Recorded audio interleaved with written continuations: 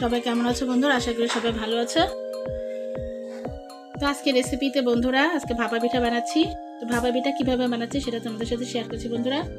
তো আমি চালের গুঁড়ি করে নিয়েছিলাম ব্লেন্ডারে, সেটা আমি প্রথমে পানি দিয়ে গুলিয়ে নিয়েছি, হালকা পরিমাণ পানি আর লবণ দিয়ে। তারপর আমি মশারিটা আমি কেটে নিয়েছিলাম বন্ধুরা। মশারি দিয়ে চালটা খুব ভালো হয়, যার কারণে মশারি দিয়ে চেলে নিয়েছি।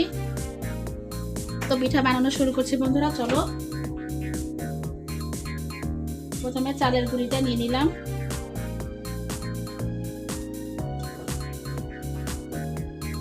এরপরে দিয়ে দিচ্ছি গুড় বন্ধুরা, খেজুরের গুঁড়িটা। এখন দিয়ে দেব নারকেল,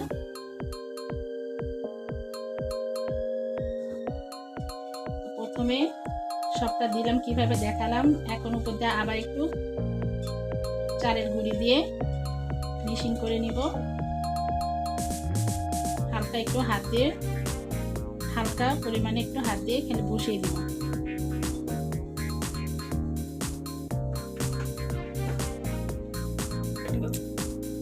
তো বন্ধুরা বসিয়ে দিয়েছি, এখন নামিয়ে নিব।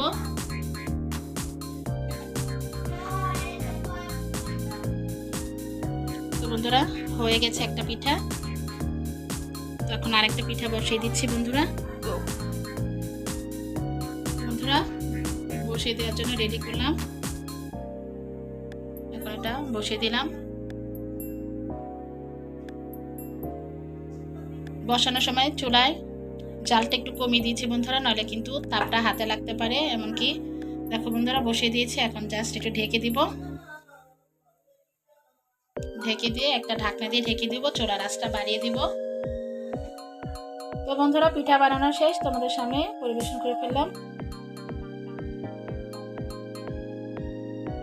পিঠাগুলো বানিয়েছি বন্ধুরা নিজের হাতে, কেমন করে বানিয়েছি সেটা তোমাদেরকে দেখিয়েছি। তোমরাও কিন্তু বাসায় এভাবে খুব সহজে ভাপা পিঠা বানাতে পারো, খুব ইজি ভাবে, ঝামেলা ছাড়াই। তো আমি কিন্তু ঝামেলা ছাড়াই পিঠাটা বানিয়ে নিলাম অল্প সময়ের মধ্যে। তো বন্ধুরা যারা ভাপা পিঠা খেতে পছন্দ করো একবার ট্রাই করতে পারো এভাবে। তো রেসিপিটা ভালো লাগলে অবশ্যই একটা লাইক দিয়ে দিও, আর অবশ্যই আমার চ্যানেলটাকে সাবস্ক্রাইব করে পাশে থেকো বন্ধুরা।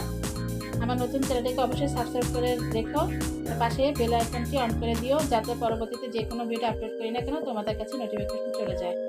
তো বন্ধুরা আজকের মতো এখানে বিদায় নিচ্ছি, সবাই খুবই ভালো থাকবে। আল্লাহ হাফেজ।